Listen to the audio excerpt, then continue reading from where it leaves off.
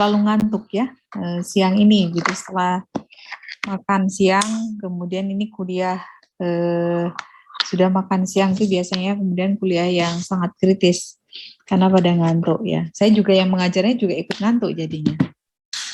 Baik, nah meneruskan materi yang Recording in progress. pada minggu lalu ya, di mana minggu lalu kita sudah mendiskusikan tentang gaya berat normal ya. Jadi kita sudah mengetahui bahwa nilai gaya berat itu diukur di permukaan bumi, tetapi juga perlu kita menetapkan nilai gaya berat di model bumi, yaitu di geoid ya, dan juga di ellipsoid ya. Nah, di geoid ini yang kemudian kita namakan sebagai gaya berat 0 ya, dan kemudian di ellipsoid yang kita namakan sebagai gaya berat normal begitu ya. Nah, kemudian untuk minggu ini kita akan mendiskusikan tentang reduksi gaya berat ya. Kemarin sebenarnya kita sudah mengetahui bahwa ya dalam kita mendefinisikan nilai gaya berat di geoid, kita perlu kemudian melakukan satu proses yang itu dinamakan reduksi ya, reduksi gaya berat. Ini salah, bukan reduksu tapi reduksi gaya berat ya. Nah, hal itu yang akan kita diskusikan pada siang ini. Untuk itu maka agar nanti diskusi kita fokus ya, maka ada beberapa hal nanti yang perlu dipastikan diketahui oleh adik-adik mahasiswa begitu ya. Yang pertama adalah mengapa data gaya berat itu perlu dilakukan reduksi atau perlu direduksi gitu ya. Kemudian yang kedua, sebutkan jenis-jenis dari reduksi gaya berat. Kemudian yang ketiga itu adalah jelaskan untuk konsep reduksi gaya berat free air. Dan kemudian keempat adalah jelaskan konsep reduksi gaya berat Buger yang sederhana dan kemudian juga Buger lengkap ya. Kemudian yang selanjutnya, apa yang dimaksud dengan anomali gaya berat ya, dan kemudian mengapa kita perlu ya melakukan hitungan anomali gaya berat begitu ya. Ini typo-nya beberapa ya. Baik, jadi 6 hal ini yang nanti harapannya bisa diketahui ya, bisa dijawab setelah adik-adik atau setelah kita diskusi tentang reduksi gaya berat ini ya. Nah, sebagai pengantar bahwa reduksi gaya berat ini ya, jadi mengapa kita perlu, jadi pengukuran itu pengukuran gaya berat ya, yang seperti kita ketahui dengan menggunakan alat gravimeter ya, itu kita lakukan di atas permukaan bumi kita ya, di atas topografi ya. Nah, jadi kita melakukan pengukuran di sini.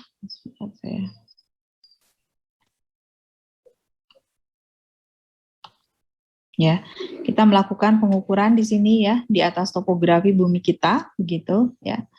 Nah, kemudian kita dapatkan dari hasil pengukuran itu adalah nilai gaya berat ya, nilai gaya berat itu yang kemudian kita namakan sebagai gaya observasi ya. Namun demikian ya, pada saat kita mendefinisikan atau menyatakan ukuran dan bentuk bumi, kita menyatakannya dalam bentuk ya, dalam bentuk geoid, atau juga kita menyatakannya dalam bentuk ellipsoid begitu ya. Sini asumsinya ini geoid ya. Ini topografik ya, topografi, dan ini adalah ellipsoid begitu ya. Nah, di sini ya pada kebutuhan berbagai bidang begitu, kita memerlukan nilai gaya berat, tidak hanya nilai gaya berat di permukaan bumi, tetapi kita juga memerlukan nilai gaya berat di model bumi, yaitu dalam hal ini geoid ya, dan kemudian di di ellipsoid begitu ya. Yang kemudian kita namakan sebagai G0, ini yang kemudian kita namakan sebagai gaya berat normal ya. Jadi di sini disampaikan untuk keperluan studi dan juga baik itu studi ilmiah maupun praktis, maka nilai gaya berat yang dibutuhkan itu adalah juga di dalam nilai gaya berat yang di bidang referensi, dalam hal ini adalah geoid dan ellipsoid ya. Nah, untuk bisa melakukan perubahan dari nilai gaya berat observasi menjadi gaya berat di G width atau G0 ya. Jadi dari G obs ya menjadi G0 itu ini yang kemudian memerlukan satu proses namanya reduksi ya gaya berat ya, yaitu kita mereduksi itu adalah membawa ya nilai gaya berat dari pengukuran di topografi menjadi nilai gaya berat 0 ya, gaya berat acuan di geoid begitu ya. Nah, untuk mendefinisikan artinya untuk mereduksinya, membawanya gitu ya, direduksi berarti ya komponen di antara geoid dengan topografik ini kemudian harus kita perlakukan ya. Sehingga kemudian kita bisa membawa dari G observasi ini ke G geoid begitu. Nah, perlakuan yang kita lakukan itu adalah dengan satu proses namanya reduksi ya. Dan di dalam proses reduksi ini itu dikenal ada 3 jenis reduksi gaya berat ya. Yang pertama adalah reduksi free air, kemudian yang kedua itu adalah reduksi Bugger, dan kemudian yang ketiga itu adalah reduksi isostasi begitu ya. Nah, jadi tadi yang sudah yang sampaikan ya, jadi kita di topografi di sini ada G-OBS ya, kemudian ada G0 dan kemudian ada nilai gaya berat normal ya. Nah, kemudian tadi ya untuk membawa dari G observasi menjadi ya dari sini menjadi ini begitu, dari G observasi menjadi G0 itu memerlukan satu proses reduksi ya yang membawa nilai gaya berat dari topografi ke geoid. Nah, reduksi ini bisa dilakukan dengan berbagai metode dan salah satu metode yang sangat banyak digunakan dan ini merupakan metode yang paling simpel itu adalah dinamakan sebagai reduksi free air ya. Free ini bebas, air ini udara. Jadi translasi bebasnya itu adalah reduksi udara bebas begitu ya. Nah, ini mengapa dinamakan sebagai free air atau udara bebas? Karena di sini di dalam implementasinya reduksi ini mengasumsikan bahwa di bawah titik gaya berat, artinya di sini ya, di bawah topografi ya, di permukaan bumi sampai dengan bidang geoid di sini tidak ada massa. Ya, ini artinya diasumsikan tidak ada kosong gitu ya. Sehingga perubahan gaya berat itu semata-mata hanya disebabkan karena perubahan jarak ya antara bumi ya, antara permukaan bumi, antara topografi dengan pusat massa bumi dan juga antara gaya geoid dengan pusat massa bumi ya. Nah, perbedaan itu yang kemudian menyebabkan adanya beda nilai gaya berat ya. Karena di titik P di topografi dengan yang kemudian di titik ini ya, yang proyeksinya P aksen gitu ya. Titik P di geoid gitu. Karena asumsi ini tidak ada densitas ya. Berarti hanya kemudian yang berpengaruh adalah perbedaan jarak saja atau ketinggian ya. Dari P ya ke P aksen ini begitu ya. Nah, ya, karena kemudian diasumsikan bahwa di antara titik P ya di topografi dengan titik P aksen di geoid itu diasumsikan tidak ada densitas di situ, tidak ada massa ya, yang ada hanya kemudian perbedaan ketinggian, maka di sini yang kemudian kita namakan sebagai free air ya, udara bebas. Jadi hanya ketinggian saja ya. Di antaranya itu tidak ada densitas massa begitu ya. Nah, ini itu pada prinsipnya dan kemudian bagaimana melakukan hitungannya ya. Jadi kalau misalnya kita menggunakan konsep formulasi gaya berat begitu ya, atau juga gravity ya, maka di sini ya untuk jari bumi dengan besarnya R ya, maka di sini gaya berat di geoid itu kita namakan sebagai G0 dan di permukaan itu sama dengan G ya, G observasi begitu ya. Dan kemudian kita asumsikan di sini nilai untuk sentrifugalnya sama ya, karena dia kan sebenarnya ya relatif sedikit lah dibandingkan dengan misalnya posisinya kan seperti ini ya. gitu ya. Ini kemudian kalau di sini ada ketinggian itu, jadi asumsinya dia sentrifuga di titik P dengan di titik P aksen ya, P aksen dengan titik P itu tidak terlalu signifikan, sehingga kemudian kita hanya menggunakan faktor dari gaya gravitasi saja begitu ya. Di sini maka untuk di G0 sama dengan K konstanta gravitasi dikali M ya, ME massa dari bumi kita dibagi R kuadrat ya. Sedangkan yang untuk di G observasi di permukaan bumi itu sama dengan K ya dikali M dibagi R ditambah H ya, ini karena ada perbedaan ketinggian yang itu besarnya adalah HP ya. Ini yang kemudian kita tambahkan di sini R ditambah H ya dikuadratkan ya. Nah, kemudian kita masih ingat mungkin ya yang kemarin pada saat kita kemudian menyelesaikan nilai gaya berat ya pada satu ketinggian, kita kemudian menggunakan penyelesaian dengan menggunakan deret ya. Dalam hal ini deret nilai gaya berat. Nah, kemudian kita bisa tuliskan di sini ya yang persamaan ini.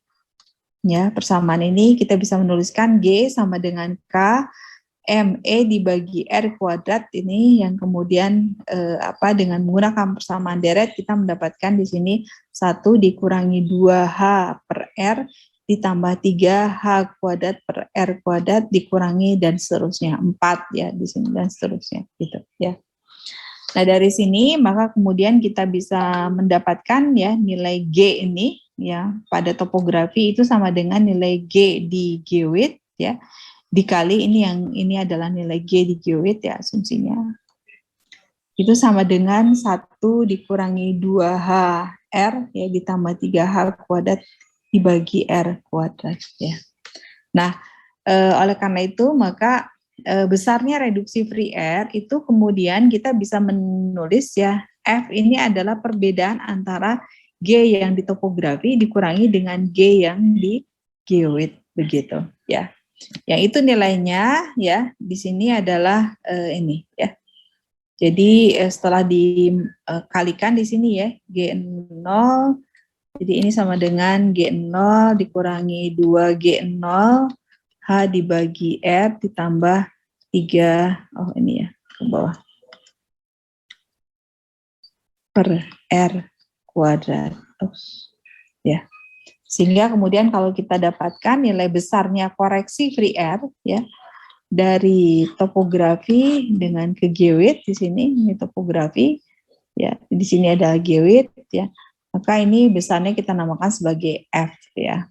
F ini atau reduksi free air itu sama dengan nilai G ya karena ini jaraknya ini G sampai dengan G0 gitu G dikurangi G0 ya sama dengan ya.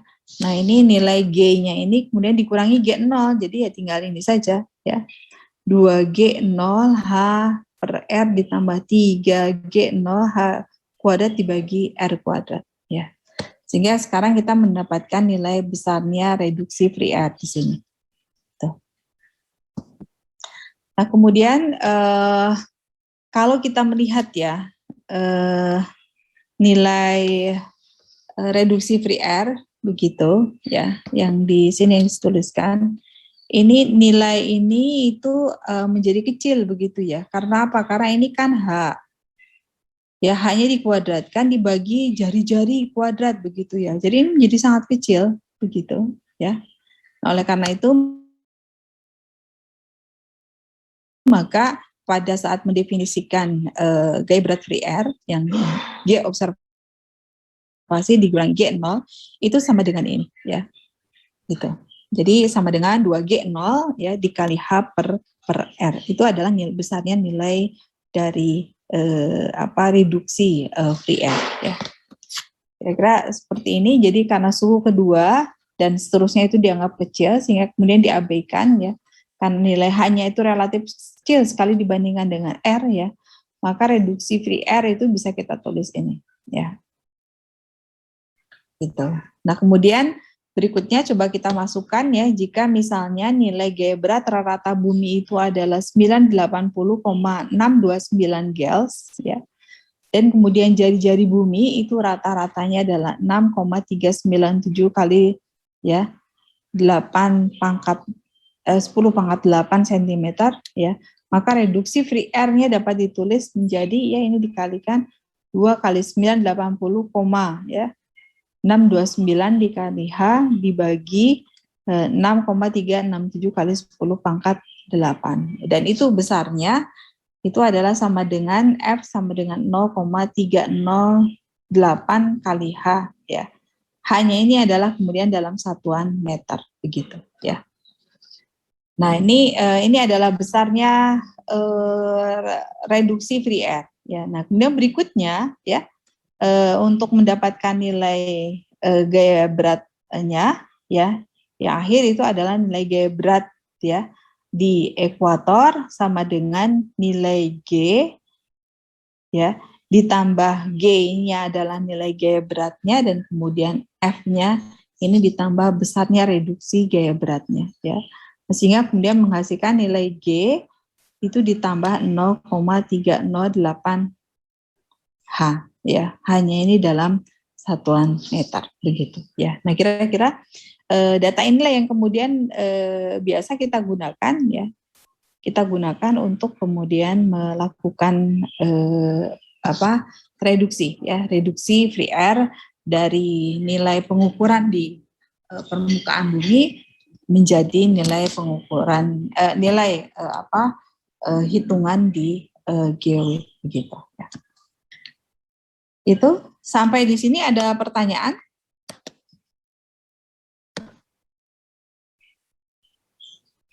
Biar tidak ngantuk. Mungkin agar tidak ngantuk ya.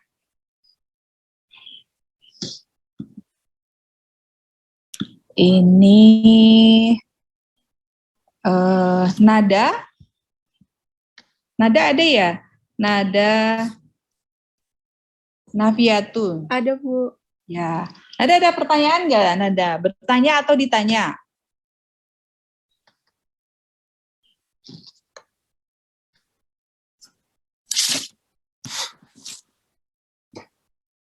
Kira-kira bertanya apa ditanya, Nada?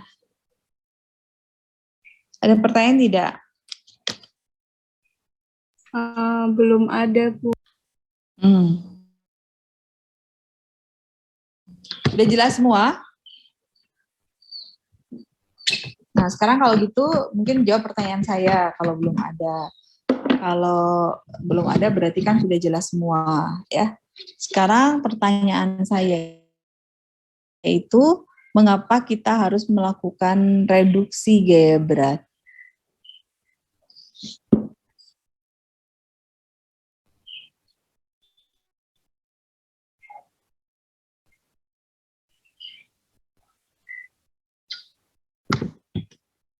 Ya, Nanda.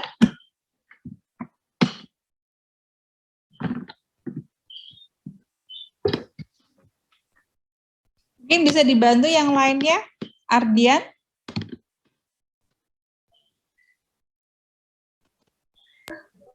Iya, Bu. Ya, bisa dibantu. Oh.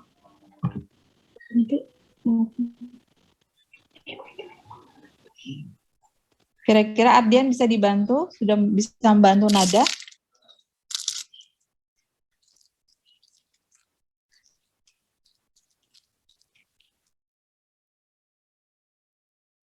Oh, mungkin Zidan.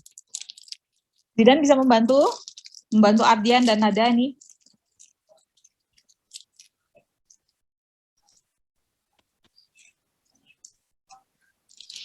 Zidan ada?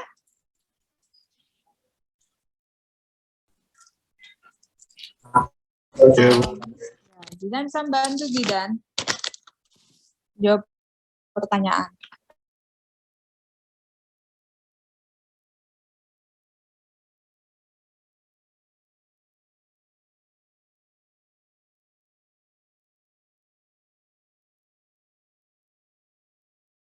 mengubah nilai gaya berat topografi ke gaya berat geoid.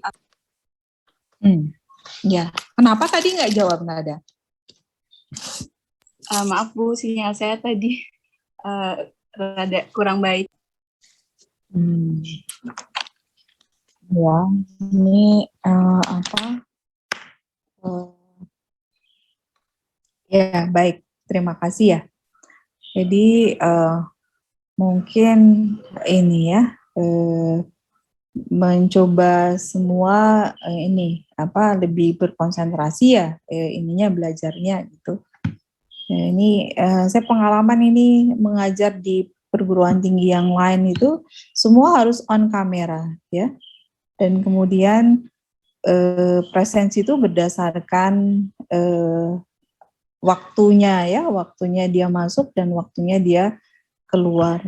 Dan kemudian kalau diketahui itu dari rekodnya itu keluarnya sebelum waktunya, yaitu kemudian presensinya dicoret gitu ya. Ini di kita tuh sebenarnya relatif longgar. Mengapa kalau di kita itu tidak diterapkan hal tersebut? Karena harapannya itu semua tuh sudah dewasa, semua sudah tahu hak dan kewajibannya begitu ya. Dalam arti sebagai mahasiswa kewajibannya dan haknya itu harus jelas gitu ya. Nah ini sehingga kita di UGM tidak terlalu memaksakan ya untuk itu. Tapi mungkin ke depan kalau dari hasil evaluasi memang nampaknya pasif gitu ya. Saya mengajar itu rasanya kayak mengajar tidak ada siapapun begitu ya. Ini hanya terlihat list nama saja. Ini tidak, kalau ditanya sangat lama gitu ya, sangat sulit karena mungkin juga posisinya itu tidak di depan kamera, jangan-jangan ya gitu, sehingga responnya itu sangat lama ya. Baik, kita semua sudah dewasa lah gitu ya, dan tidak mengharapkan kalau untuk levelnya UGM itu hanya nilainya saja yang 3,7 begitu dengan tidak fair, tapi kita memang betul-betul harus bisa gitu ya. Baik, itu kemudian, nah selain fungsi praktisnya ya reduksi reduksi gaya berat ini yaitu untuk membawa ya nilai gaya berat dari topografi ke geoid begitu. Nah ini mengapa tuh sebenarnya kita memerlukan nilai gaya berat juga di geoid? Kira ada yang bisa jawab?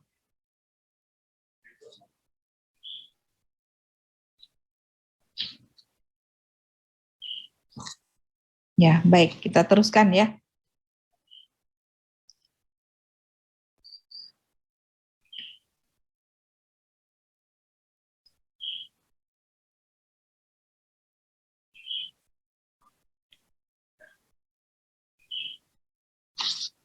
Baik, ya kita sudah tahu sekarang persamaan untuk menghitung nilai koreksi atau reduksi ya, bukan koreksi ini ya, karena tidak ada kesalahan di situ, tetapi membawa gitu ya, sehingga mereduksi dari topografi ke geoid ya. Jadi reduksi free air itu kita dapatkan di sini ya, besarnya reduksi free air itu adalah sama dengan F di sini ya. F sama dengan 0,308 kali H, dan kita sudah tahu ini datangnya dari mana gitu ya persamaan ini. Begitu, dan kemudian selanjutnya ya kita untuk mendapatkan nilai gaya berat di geoid itu sama dengan nilai gaya berat di topografi ditambah dengan nilai gaya berat di nilai reduksi free air begitu ya. Ini biasanya nilai gaya berat di geoid itu dia lebih besar atau lebih kecil ya dibandingkan dengan nilai gaya berat di topografik ya. Kalau dari ini.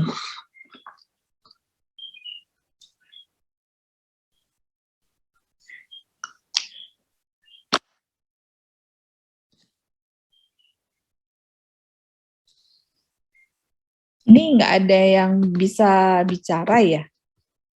Atau kita selesai saja ya kuliahnya ya? Kalau Anda merasa tidak perlu kuliah gitu ya?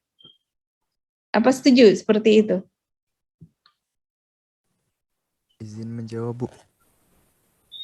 Yang setuju kita selesai saja? Gimana?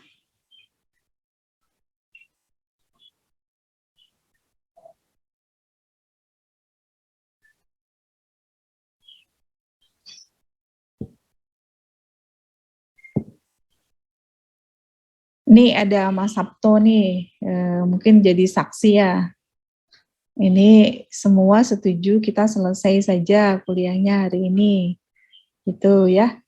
Karena semua kayaknya nampaknya semua terkantuk-kantuk, tidak ada yang, ini saya kayak bicara sama tembok ya.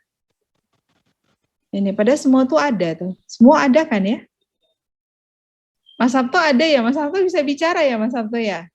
Ya Bu, atau Oh, kameranya diminta meng-on semua Bu, kameranya Bu. ya, coba sekarang saya ingin melihat ini. Semua di-on kan, begitu yang tidak di-on kan kita remove saja Mas Sabto.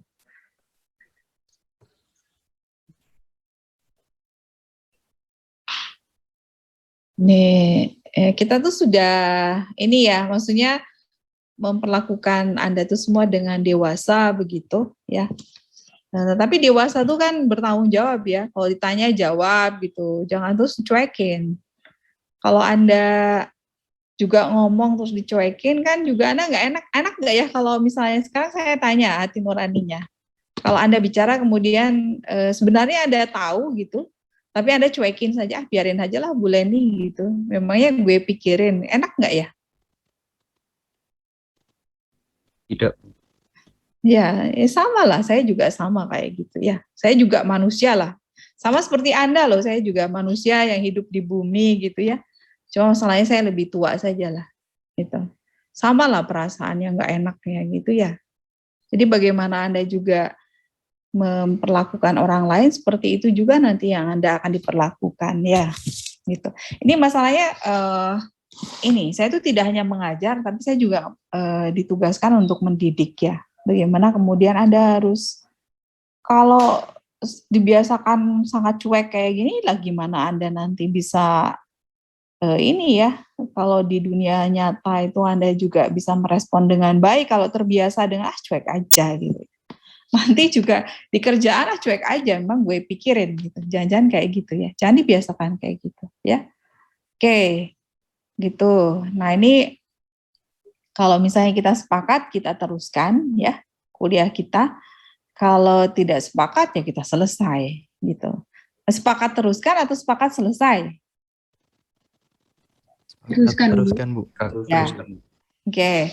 Kalau diteruskan, janji semua kalau tahu Anda harus bicara ya, kecuali kalau Anda tidak paham Anda tanya, kalau Anda tahu Anda menjawab. Itu Anda sepakat?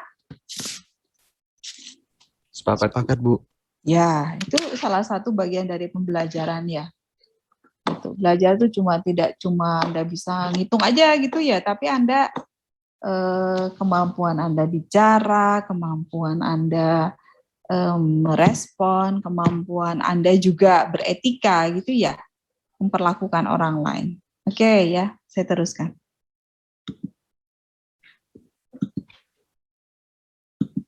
Baik. Nah, ini ya, ini adalah reduksi pertama yang ini biasa karena ini paling simpel begitu dan ini banyak digunakan ya, dan untuk keperluan-keperluan keperluan-keperluan geodesi ya, yang itu pada dasarnya kita lebih banyak fokus ke memodelkan bumi secara geometrik begitu.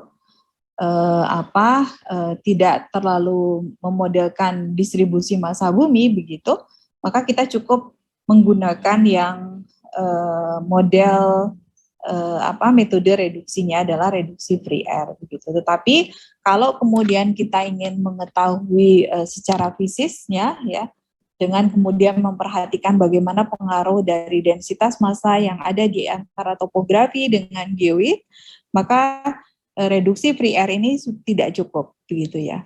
Nah, oleh karena itu maka berikutnya dikembangkan reduksi yang lain ya, yang itu namanya adalah reduksi Buger begitu ya. Nah, ini reduksi ini banyak digunakan oleh kita juga banyak ya, digunakan pada saat kita akan melakukan pemodelan mengenai dinamika dari bumi. Misalnya kita akan melakukan pemodelan tentang sesar gitu ya, tentang tektonik lempeng, kemudian juga tentang untuk keperluan praktis misalnya ya, teman-teman di geofisika mereka menggunakan untuk memodelkan terkait dengan untuk keperluan eksplorasi ya, eksplorasi dan eksploitasi misalnya barang tambang dan minyak misalnya ya. Maka di situ mereka menggunakan yang metode reduksi Buger ini. Nah, di sini di dalam metode reduksi Buger ini itu yang kemudian menggunakan atau mempertimbangkan ya. Di sini mempertimbangkan aspek dari massa ya, massa yang ada di antara topografi di sini ya, di topografi dengan di geoid ya. Jadi di sini mempertimbangkan pengaruh gaya tarik massa yang ada di bawah pengamatan ya. Di sini gaya tarik massa yang ada di sini ya sampai dengan di geoid. Nah, massa yang ada di titik pengamatan itu ya untuk mempermudah perhitungan begitu ya. Karena kompleksitas dari topografi bumi kita, maka untuk mempermudah hitungan ya, maka diasumsikan bahwa massa yang ada di sekitar titik pengukuran itu adalah dinyatakan sebagai satu lempeng ya. Jadi satu lempeng yang itu berbentuk silinder di sini ya. Jadi lempeng berbentuk silinder. Jadi kira-kira seperti inilah nanti bentuknya itu ya.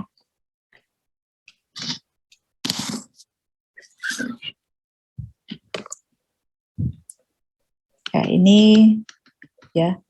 Jadi berbentuk silinder seperti ini ya. Nah, begitu ya. Dengan memiliki jari-jari yang tidak terhingga. Ini jari-jari tidak terhingga. Tapi kita juga bisa mendefinisikan ya pada saat nanti proses hitungannya sendiri kita bisa mendefinisikan berapa jari-jari yang artinya wilayah yang itu berkontribusi gitu ya terhadap penentuan nilai reduksi Buger ini. Kita bisa tentukan juga nilai jari-jarinya, tapi kita juga bisa menentukannya itu menjadi tidak terhingga jangkauannya, begitu ya. Dengan asumsi kita menginginkan bahwa distribusi massa yang banyak di sekitar ini ya, titik pengukuran itu akan masuk semua ya. Konsepnya seperti itu. Jadi di sini ada jari-jari ya, dan kemudian di sini ada ketinggiannya, yaitu tinggi antara beda tinggi antara geoid terhadap titik P pengukuran di topografi. Itu dan kemudian dari dasar tersebut maka untuk menghitung besarnya reduksi Buger ini kita mempertimbangkan atraksi massa yang ada di lempeng Buger ini. Nah ini yang tadi ini ya, ini lempeng berbentuk silinder ini yang kemudian dinamakan sebagai lempeng Buger ya. Nah lempeng Buger ini yang masanya nanti kemudian diperhitungkan ya sebagai massa yang memberikan atraksi ya terhadap titik nilai gaya berat yang diukur di titik P ini. Kemudian di sini diketahui bahwa karena berbentuknya silinder dengan jari-jarinya yaitu A ya. Di sini jari-jarinya itu A dan kemudian ini sudah ada ya. Ini jari-jarinya A dan kemudian tingginya itu B ya. Dan kemudian kita menggunakan di sini ya menurut Morris ya di sini yang kemudian Morris ini adalah seorang peneliti tentang fisika bumi begitu dan menetapkan bahwa atraksi massa tersebut itu bisa dihitung sebagai ya besarnya keseluruhan atraksi massanya itu adalah sama dengan di sini A kali 2V kali K kali rho ya. K ini adalah konstanta gaya gravitasi, kemudian rho ini adalah densitas ya. Dan kemudian dikalikan dengan di sini A ditambah B ya dikurangi ya A kuadrat ditambah B kuadrat diakarkan begitu ya. Nah, kemudian dikarenakan jari-jarinya itu kita kemudian tadi tidak terhingga ya, ini sama dengan tidak terhingga begitu. dan B-nya itu sama dengan tingginya, ya, tinggi ortometrik begitu, maka kemudian kita bisa memasukkan di sini nilainya A itu adalah sama dengan 2V K rho kali H begitu ya. Karena H-nya itu ke bawah begitu, maka di sini menjadi dia negatif ya. Gitu. Nah, jika rapat massa batuan yang kita gunakan itu adalah nilai rapat massa rata ya, yang itu diambil sama dengan 2,67 ya gram per sentimeter kubik, atau ini adalah rapat massa standar. Kemudian kita juga menggunakan nilai K-nya ini adalah konstanta gravitasinya itu adalah 6,67 kali 10 pangkat minus 8 begitu sentimeter kubik gram ya per gram detik kuadrat. Maka ya ini nilai-nilai ini kita masukkan, nilai rho-nya kita masukkan, K-nya juga konstanta gravitasinya kita masukkan, dan kemudian rho-nya ini ya tadi V, ini rho-nya ini yang kemudian kita masukkan yang massa standar ini. Maka kemudian kita mendapatkan ya nilai A-nya itu adalah sama dengan minus 0,1119 H ya miligauss, hanya dalam meter, sama ya dengan yang free air ya. Nah, kemudian dari situ ya ini adalah nilai besarnya kontribusi dari massa ya atau atraksi dari massa lempeng Buger begitu ya, yang ada di bawah pengukuran titik pengukuran gaya berat P begitu ya. Kita dapatkan ini, dan kemudian dari situ kita gabungkan ya. Jadi di sini nilai Bugernya itu, nilai reduksi Bugernya itu ya, di sini ditambahkan komponen yang tidak hanya A saja, artinya tidak hanya atraksi massanya, tapi juga di sini ditambahkan dengan nilai besarnya koreksi free air. Ya, mengapa hal ini dilakukan? Karena kalau misalnya kita hanya mempertimbangkan nilai A-nya saja, ya artinya kan gini berarti ya, G0 itu sama dengan ya G titik P ya, ini dikurangi 0,111 ya, ini 9 ya dikali H. Ini kan berarti ini di topografi ya, ini di gitu ya. Ini G P ya, ini G0 begitu ya. Nah, ini pusat bumi di sini gitu ya. Nah, kalau kita menggunakan persamaan ini saja, maka di sini kita bisa mengetahui bahwa nilai G0 itu akan lebih kecil daripada nilai G di titik P gitu. Dan ini kan tidak logis ya. Masa kok dia lebih dekat ke pusat massa bumi, tetapi nilai GP-nya itu ternyata, atau pengukurannya di topografinya itu ternyata dia lebih kecil begitu ya. Nilai gaya berat di geoidnya, mohon maaf, nilai gaya berat di geoidnya kalau lebih kecil daripada nilai gaya berat pengukurannya ya, kan tidak logis karena ini lebih dekat ke pusat massa bumi. Nah, oleh karena itu maka di sini dilakukan penggabungan ya. Jadi dilakukan penggabungan karena ternyata atraksi massanya itu menyebabkan nilainya negatif, maka digabungkan antara untuk reduksi Buger ini itu adalah digabungkan di sini besarnya reduksi Buger itu sama dengan di sini nilai reduksi free air ditambah nilai reduksi Bugernya begitu ya. Jadi kita dapatkan di sini 0,3086 tadi dari besarnya reduksi free air dikurangi 2 ya, 2V K rho kali H gitu ya. Dan ini kemudian dikeluarkan ya, dan kemudian ini rho-nya ini ya, kalau kita menggunakan yang tadi rho-nya kita masukkan, tadi nilainya adalah 0,1 ya. 0,1 ya. 111 satunya 3 kali itu 9 ya. Ini saya juga seperti ini.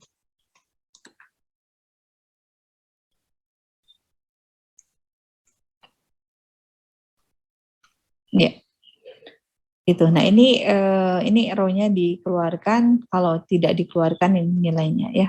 Nah, sehingga sekarang kita memperoleh besarnya reduksi free air reduksi Buger itu adalah gabungan dari reduksi free air ditambah nilai atraksi massa lempeng ya, lempeng bugar ya, yang besarnya ini begitu ya. Kemudian dari situ ya kita mendapatkan nilai gaya berat di gewit ya, yang itu dinamakan gaya berat bugar begitu, sama dengan nilai gaya berat di titik P ini ya, di titik P ditambah dengan yang besarnya reduksi bugar ya, yang gabungan antara reduksi free air ditambah kontribusi massa lempeng bugar begitu, sehingga kemudian kita mendapatkan ini ya, nilai gaya berat bugar begitu ya. Nah ini untuk nilai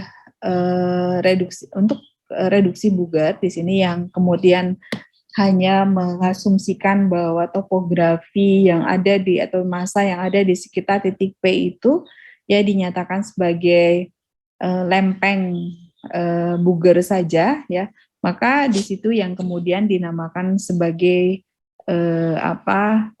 reduksi bugar sederhana ya. Sederhana saja karena mengasumsikan lempeng yang ada di sekitar ini ya, lempeng yang ada di sekitar topografi itu menghasilkan bentuk dari lempeng bugar ini. Jadi kalau misalnya posisinya di bawah ini, maka lempeng bugarnya dia akan seperti ini ya. Sorry. Ya. Dia hanya akan seperti ini ya, lempeng bugarnya. Jadi tidak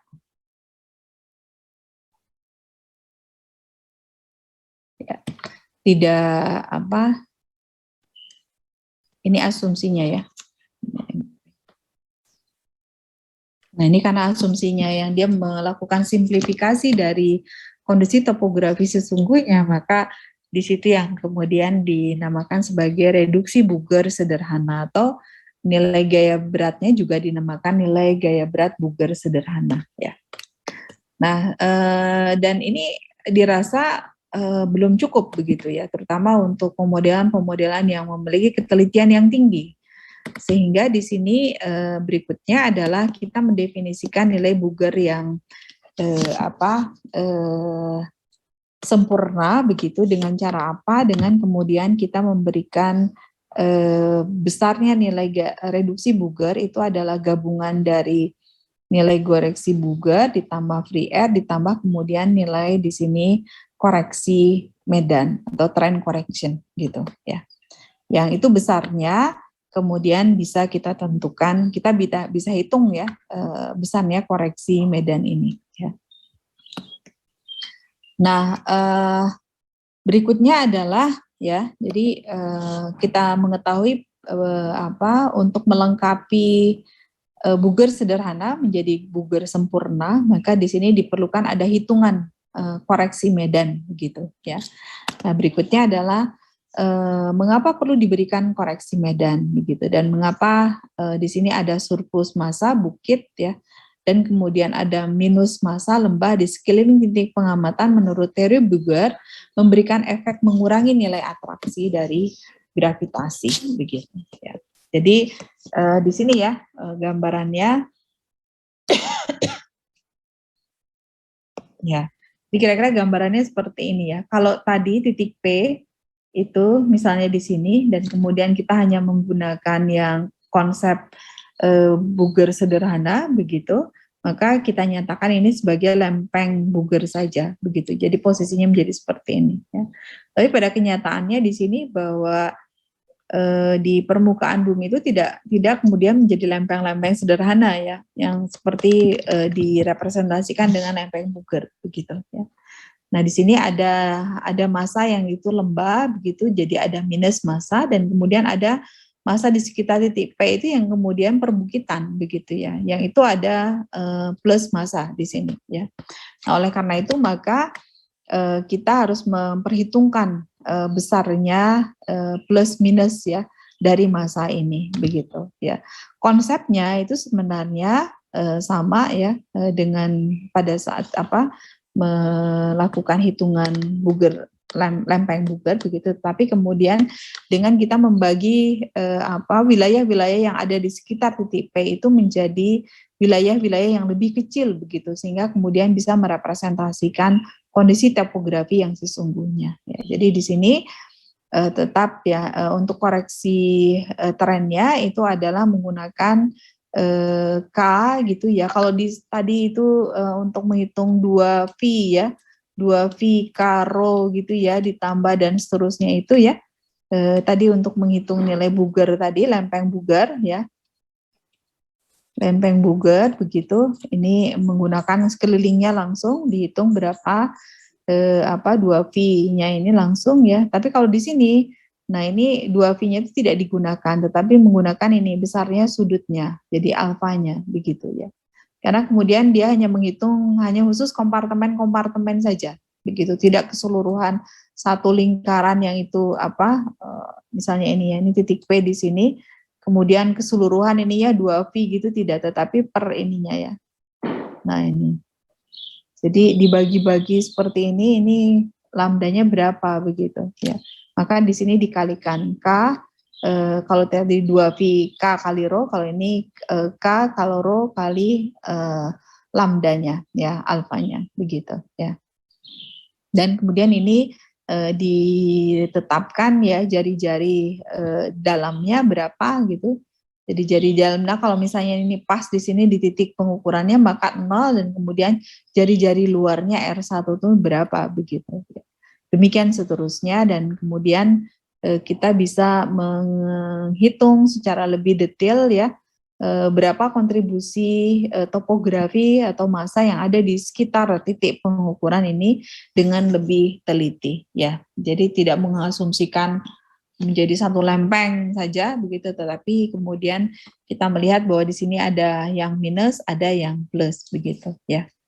Nah, kemudian dalam penghitungan koreksi medan ini atau trend correction, di sini ada beberapa catatan begitu bahwa dalam penerapan reduksi Buger sederhana, di sini kondisi topografi di setiap titik ini diasumsikan datar ya. Tapi pada kenyataannya tidak demikian begitu ya. Kondisi topografi yang pada nyatanya itu adalah bervariasi atau tidak datar, di mana di situ ada lembah, ada bukit yang menurut teori Buger memberikan kontribusi sama-sama ya, memberikan kontribusi dia mengurangi nilai gaya berat di titik pengamatan. Ya, oleh karena itu maka di sini sama-sama kemudian perlu dilakukan koreksi terhadap reduksi Buger sederhana ya dengan cara menambahkan besarnya koreksi medan atau terrain ini ya. Jadi adanya lembah dan adanya bukit itu sama-sama akan mengurangi ya. Sama-sama akan mengurangi nilai gaya berat pada titik pengamatan. Itu dan kemudian nah ini ya, jadi bagaimana cara kita melakukan hitungannya begitu. Ada dua metode sebenarnya ya. Ada yang dengan menggunakan metode template di sini yang dimana di metode template ini adalah di sini titik P-nya kita letakkan di titik tengah begitu ya, wilayah yang akan kita reduksi begitu. Dan ini kalau ini adalah secara keseluruhan ini adalah lempeng Buger. Nah, yang berikutnya kemudian lempeng Buger itu hanya kemudian didetilkan ya. Kompartemen-kompartemen itu lebih didetilkan lagi ya. Dan setiap kompartemen ini ya dia yang akan kemudian merepresentasikan polanya bukit ya, itu masing-masing di sini yang kemudian akan dihitung nilai tinggi raratanya begitu ya di setiap titik ini, dan kemudian akan dimasukkan ke persamaan ini. Jadi di sini masih sama konstanta gravity, kemudian rho-nya rapat massa bumi ya. Ini kita kemudian bisa menggunakan yang rapat massa rata, atau kita juga bisa menggunakan jika diketahui ya rapat massa misalnya untuk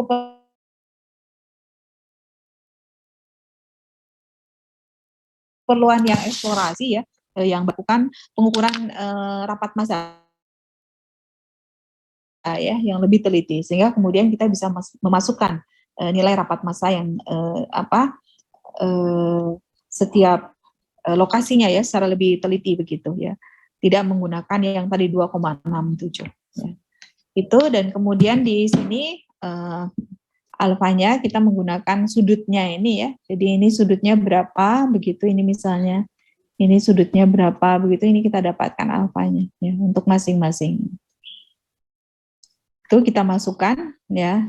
Jadi sudut sektor dari radian ya. Kemudian ini nilai T-nya itu adalah tinggi titik pengamatan ya. Di sini ada tinggi titik pengamatan di titik P dan kemudian tinggi rata pada setiap sektornya atau setiap kompartemennya. Jadi misalnya di titik ini tinggi ratanya berapa, itu yang kemudian kita masukkan sebagai tinggi A-nya. Ya. Dan kemudian kita mendapatkan beda tinggi antara titik pengamatan P dengan tinggi setiap sektornya. Ya.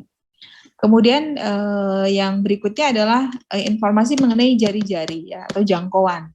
Nah di sini misalnya kalau kita akan menghitung yang ini ya, kompartemen yang ini gitu atau sektor yang ini, maka kemudian di sini yang jari-jari nolnya adalah ini ya, dari titik P sampai ke sini ini adalah jari-jari nol, dan kemudian yang jari-jari satunya itu adalah jari yang luarnya ini ya, titik P sampai ke sini ya.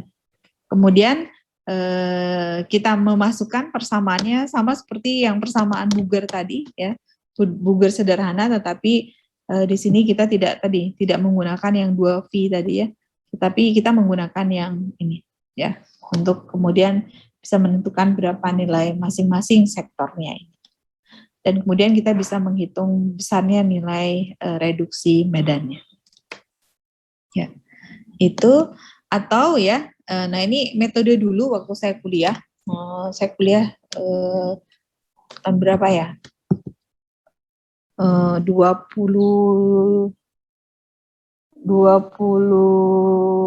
berapa? Hampir 30 tahun yang lalu ya.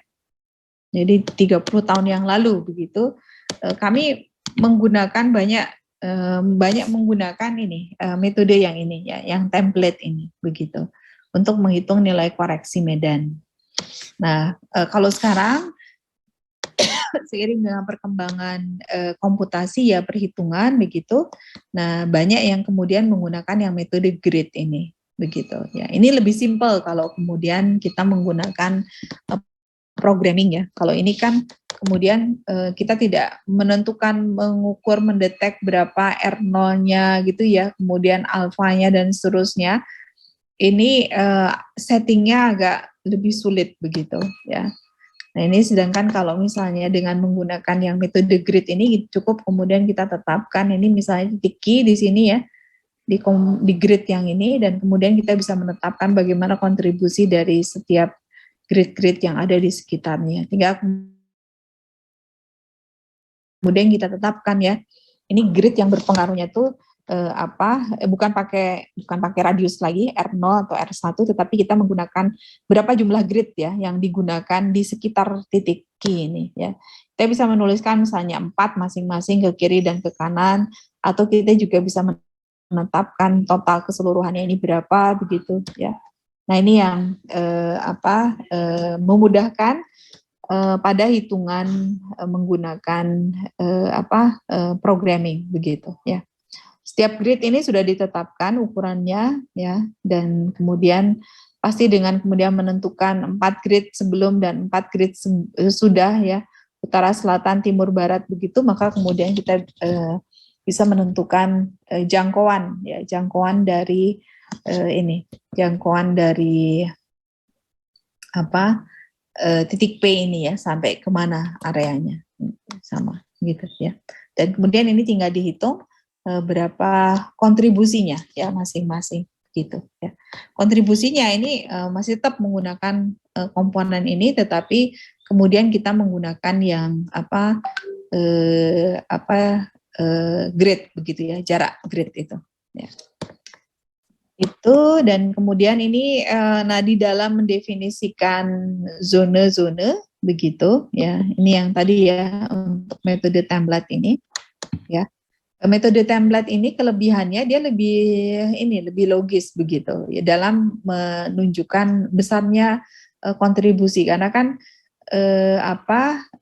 jari-jarinya itu jelas ya terhadap ini sekelilingnya itu, jadi semakin dekat ke titik P, maka dia kontribusinya akan menjadi semakin tinggi begitu. Tapi kalau di sini kan kita tidak bisa menyatakan ini yang grade ini dengan grade ini itu ya. Itu kemudian pendefinisiannya itu menjadi tidak sama begitu ya. Itu plus minusnya, tetapi metode grade ini lebih memudahkan untuk kita mengembangkan metode otomatik ya, hitungan otomatiknya. Itu, dan kemudian untuk pembagian dari template zone dari template itu ya. Jadi di sini misalnya ini titik P ya, dan kemudian ini adalah zona A, zona B, zona C, zona D, zona E gitu ya. Nah, setiap zona itu jari-jarinya sudah ditentukan begitu ya. Ini titik P, maka nah ini A tuh ya. Ini adalah sampai dengan 2 ya meter gitu ya. Kemudian ini kompartemennya, jadi kalau di awal dia lingkaran gitu saja. Ya. Tapi kemudian yang di B itu sudah mulai ya dibagi 4 tadi ya. Dengan jari-jarinya yang kemudian sudah ditentukan. Demikian seterusnya ya. Gitu. Jadi ini juga sebenarnya kalau dengan aturan ini kita juga bisa kemudian menyusun programnya ya. Nah, tetapi lebih kompleks dibandingkan kemudian menggunakan yang sistem grade tadi. Ya. Ini nah untuk pembagian zona ini ada yang menggunakan ini berdasarkan hammer begitu ya.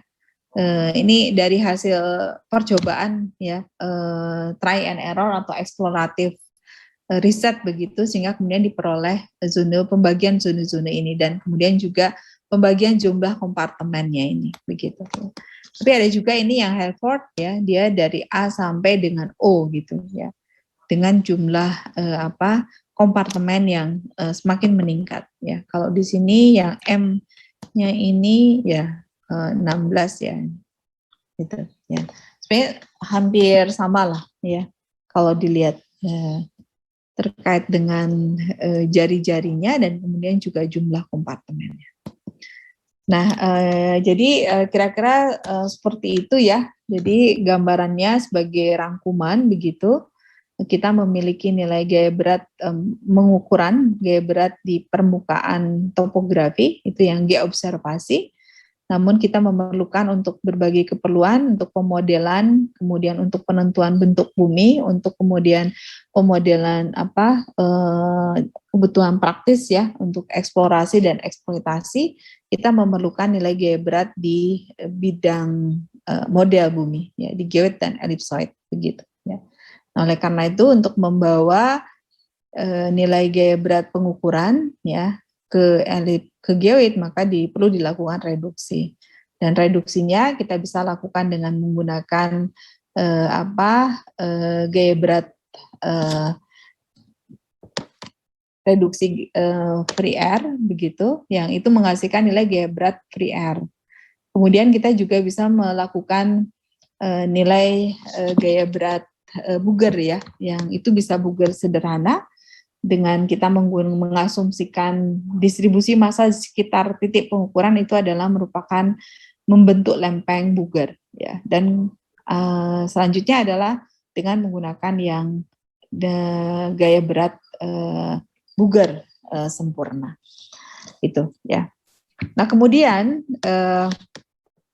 untuk beberapa kebutuhan yang lebih teliti ya dalam memodelkan, kita memerlukan data yang itu nilainya yang itu menggambarkan residu atau nilai perbedaan antara di ellipsoid sebagai model bumi matematis dengan di geoid begitu ya. Nah untuk itu maka nilai gaya berat di residu itu kita peroleh ya. Residu itu kita peroleh dari nilai gaya berat di geoid dikurangi dengan nilai gaya berat normal. Ya, nah itu yang kemudian kita namakan sebagai anomali gaya berat. Ya, penyimpangan nilai gaya berat di geoid terhadap nilai gaya berat normal. Mengapa ini dinamakan sebagai anomali? Ya, penyimpangan gitu. Ya. Nah, dengan kita menggunakan data penyimpangan ini atau kita menggunakan data yang residunya, ya, maka kemudian gambaran utama tentang bagaimana distribusi massa yang ada di geoid ini, ya, antara geoid dengan ellipsoid dan kemudian juga permukaan bumi dengan ellipsoid itu menjadi lebih jelas begitu ya. Karena apa? Karena kalau kita menggunakan misalnya komponen yang sangat besar, ya, kita mengetahui kan nilai Gauss-nya itu adalah 980 misalnya, ya, 25273 gitu ya. Ini Gauss, miligauss, ya. Kalau kita nyatakan misalnya 980 Gauss gitu ya. Nah, kalau kita lihat di sini, ya, besarannya kan sangat besar begitu. Jadi kalau misalnya ada perubahan 1 miligauss gitu ya, 2 miligauss, itu kan nggak terlalu signifikan ya di sini, ya. Padahal disitulah yang kemudian merepresentasikan, di situ ada beberapa dinamika dari bumi. Di situ ada struktur, ya, ada misalnya ada ada sesar, ya, atau kemudian juga misalnya kalau untuk orang geofisika, di situ ada jebakan minyak misalnya seperti itu, ya. Dengan adanya anomali-anomali perubahan-perubahan yang kecil ini begitu. Oleh karena itu maka kita tidak menggunakan ini nilai-nilai yang besar yang itu akan sulit untuk merepresentasikan perubahan densitas massa di bumi kita, ya, yang wilayah-wilayah yang lokal begitu, maka yang digunakan itu adalah nilai anomalinya ini begitu, ya. Yang nilai anomali itu berkisar biasanya antara sekitar 0 sampai paling maksimal itu 300. Ya, 300 miligauss, ya. Di beberapa tempat di Indonesia, ya, karena variasi densitasnya dan variasi topografinya, ada yang sampai dengan 500, ya. 500 miligauss, misalnya di dasar laut begitu ya, karena topografinya yang luar biasa bervariasi. Tapi itu jarang, ya. Jadi kira-kira nilainya adalah sekitar ini. Jadi kalau kita berbicara misalnya angka-angka yang 300 mili, 500 mili, kalau ada perubahan 1 dan 2 mili, itu menjadi sangat signifikan dan kemudian itu menjadi tergambarkan dengan jelas begitu, ya. Kalau kita merepresentasikan, memvisualisasikan satu produk, ya. Oleh karena itu, nah, yang digunakan selanjutnya itu adalah bukan nilai gaya berat, ya, di geoidnya, artinya nilai gaya berat free air, gaya berat Buger sederhana, gaya berat Buger sempurna, ya. Tapi yang kita gunakan itu adalah nilai anomali, ya, free air, anomali Buger sederhana, dan anomali Buger sempurna. Dengan cara apa? Dengan cara kita mengurangkan nilai gaya berat di geoid dengan nilai gaya berat normal yang ada di ellipsoid, ya. Karena apa? Karena nilai anomali gaya berat ini adalah besarnya penyimpangan dari gaya berat di geoid terhadap gaya berat normalnya, ya. Dalam hal ini model normalnya, yaitu ellipsoid, ya. Itu, ya, yang kemudian selanjutnya kita menggunakan, ya, untuk pemodelan apapun itu, ya, yang kita gunakan ini adalah nilai anomalinya, bukan nilai gaya berat pengukuran, bukan nilai gaya berat di geoid, atau bukan nilai gaya berat tadi, ya, free air, Buger, bukan, tapi anomali gaya berat yang digunakan begitu, ya. Baik, nah ini dalam merepresentasikan gaya berat tersebut, ya, atau dalam hal ini selanjutnya kita namakan sebagai anomali gaya berat, ya. Kita menyatakannya dalam sama seperti kayak topografi gitu, ya. Jadi ada nilainya, dan kemudian nilai itu karena juga ada titik yang lain yang memiliki nilai yang sama, maka di situ terhubung, ya, antar titik-titik yang memiliki nilai anomali gaya berat, maka di situ akan terbentuk kontur anomali gaya berat, ya. Itu yang kemudian bisa kita sajikan dalam bentuk peta anomali gaya berat, ya. Itu, dan kontur intervalnya masih sama, ya. Kontur intervalnya adalah 2,5 kali kesalahan menengah dari pengukuran gaya berat. Tergantung dari ketelitian, artinya tergantung dari ketelitian pengukuran gaya beratnya begitu, ya. Karena apa? Karena kontur interval ini harus menunjukkan berapa ketelitian dan berapa perubahan, ya, dari nilai gaya berat yang ada dari hasil pengukuran begitu, ya. Itu, dan di sini, ya, beberapa contoh Ini adalah skalanya, kemudian kontur intervalnya, ya, kemudian ketelitiannya, dan kemudian nanti spasi pengamatannya per kilometer. Ya. Artinya kalau kita akan melakukan pengukuran, kita melakukan pemetaan anomali gaya berat begitu untuk skala 1 sampai dengan 25.000 begitu, kita memerlukan spasi pengamatan itu cukup rapat ini ya, ternyata 0,2 sampai dengan 0,5 kilometer. Ya, artinya setiap setengah kilo kita memerlukan ada data gaya berat ya. Itu menurut aturan dari Meles ini ya. Tapi kalau di kita sendiri ya, karena ketersediaan data gaya berat ini masih sangat langka begitu ya, dan hanya biasanya hanya mereka yang memiliki untuk keperluan ilmiah, contohnya penelitian ya, contohnya BIG misalnya, dan hanya mereka yang keperluan untuk eksploitasi barang tambang dan minyak begitu ya. Jadi yang memiliki alat ini biasanya kalau tidak BIG ya perusahaan-perusahaan tambang, perusahaan minyak begitu ya. Nah, sehingga ya, cukup jarang yang memiliki ya. Nah, kalau kemudian kita menetapkan untuk skala 1 25.000 begitu, wah ini spasi pengamatannya itu berarti harus ada setiap setengah kilo. Wah, ya cukup berat begitu ya. Dan sekarang di Indonesia, mengingat kondisi Indonesia yang kepulauan begitu ya. Jadi kita tidak bisa kemudian menggabungkan pengukuran di Jawa dengan pengukuran di Kalimantan dan seterusnya gitu ya. Nah, oleh karena itu maka, dan juga karena sangat luas begitu, kalau kita harus mengukur melakukan grid setiap setengah kilo itu menjadi beban yang luar biasa, pekerjaan yang luar biasa. Nah, sekarang kemudian pengukurannya itu tidak dilakukan lagi secara terastris langsung gitu, membawa gravimeter kemudian berjalan, tetapi kemudian gravimeter itu kita naikkan ke pesawat dan kemudian dilakukan pengukuran gaya berat dari pesawat itu yang kemudian dinamakan sebagai airborne gravity ya. Airborne gravity ya. Ini yang dilakukan oleh BIG, dan ini alhamdulillah sekarang sudah kemudian hampir seluruh wilayah Indonesia ya, meskipun dengan kalau Jawa itu misalnya Jawa yang perapatannya itu baru jaraknya itu antara sekitar 5 sampai 10 kilo gitu ya. Tapi lumayan lah dibandingkan sebelumnya begitu ya. Distribusi data gaya berat begitu ya. Nah ini ya pola atau kontur free air anomali untuk wilayah Jawa gitu ya. Jadi terlihat ini pola-pola di sini ini ini harusnya di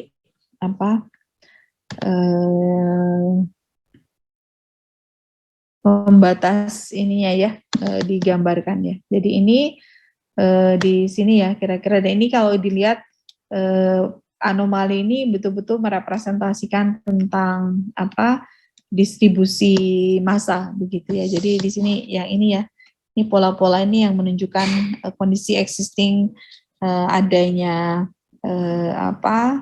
gunung dan lain sebagainya, itu akan terlihat. Jadi pola tektonik ya itu akan terlihat sangat jelas di dalam peta free air anomali begitu ya. Nah, sampai di sini mungkin ada pertanyaan?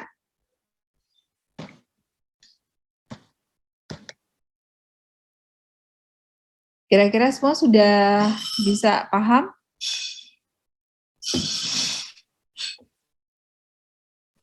Izin bertanya, Bu. Yo, Aziz ya. Mohon maaf, Bu, sebelumnya izin bertanya, tadi masih bingung terkait kenapa harus ada yang anomali gaya berat tadi, Bu. Kenapa pakainya anomali gaya berat? Begitu, ya. Bu. Terima kasih, Bu. Baik, jadi gini ya. Kalau misalnya contohnya begini saja, kalau kita melakukan pengukuran satu pengukuran di bidang geodesi begitu ya. Kalau misalnya kita melakukan pengukurannya itu untuk satuan-satuan yang besar ya. Saya contohnya kilometer, ratus kilo gitu ya.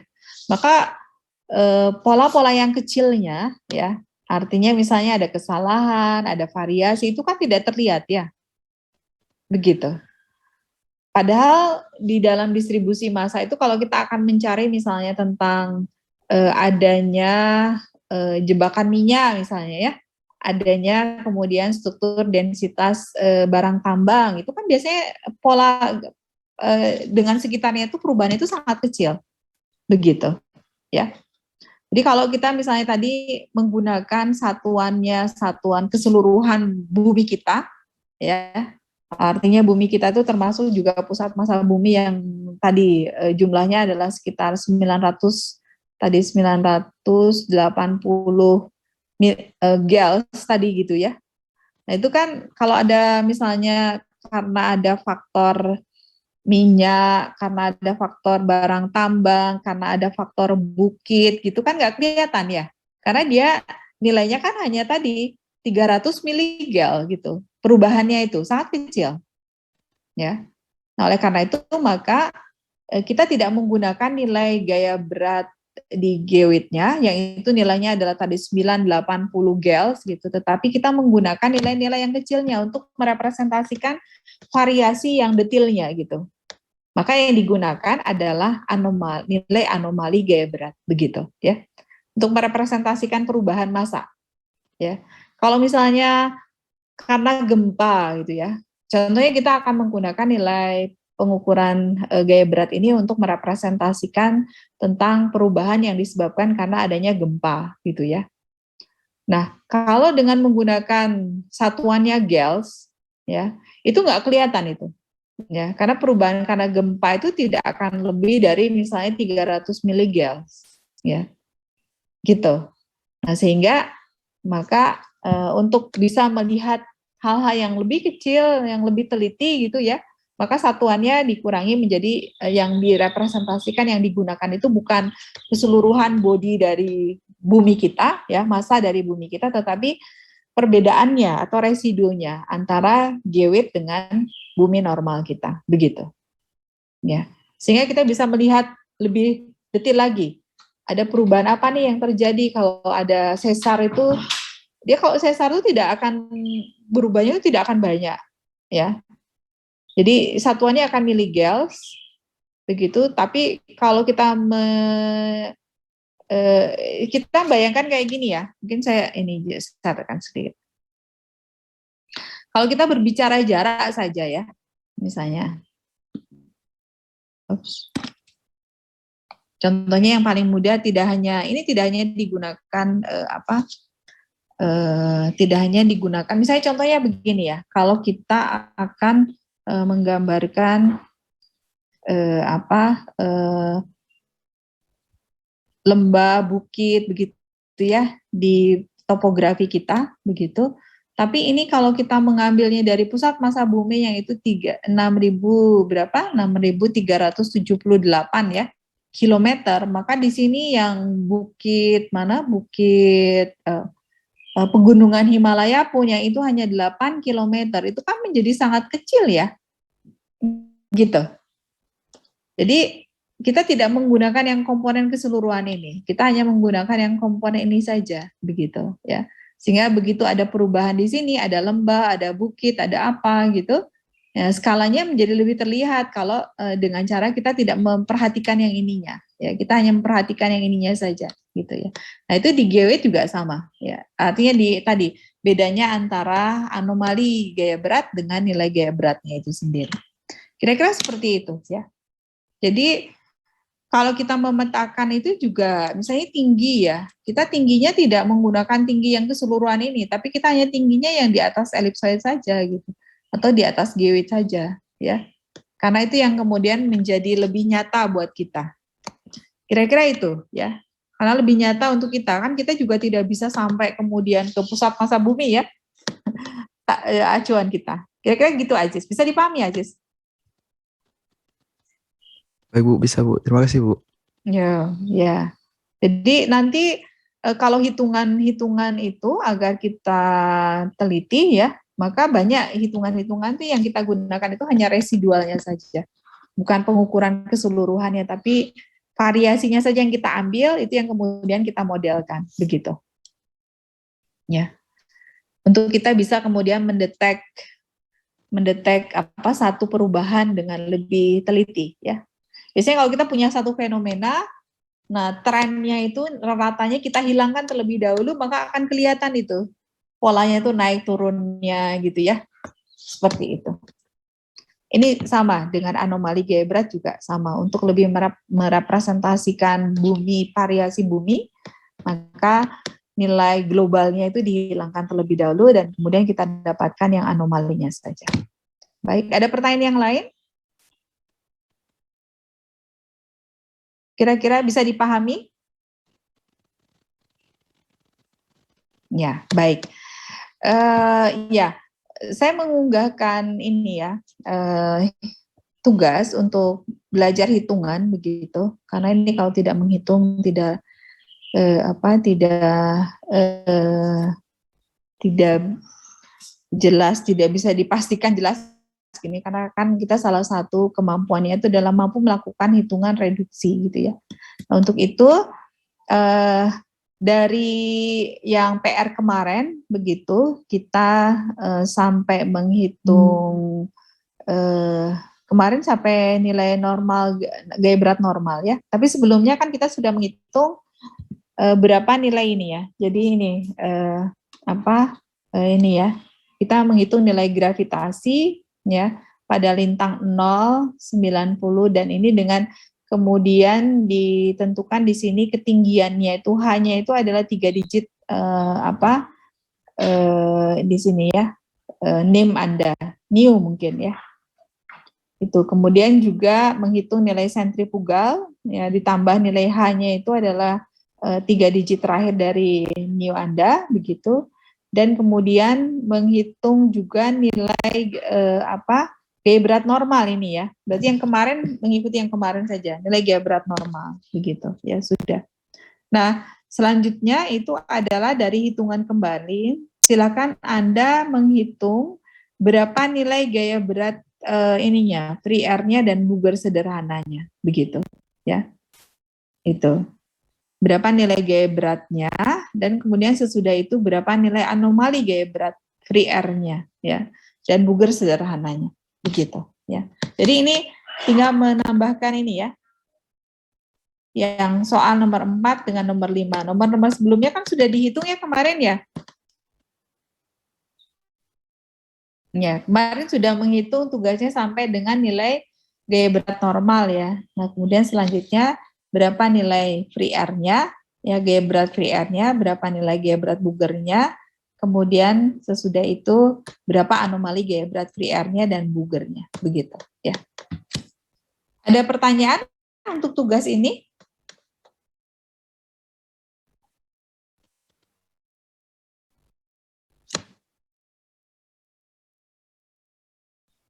Ya, mungkin semua sudah paham ya.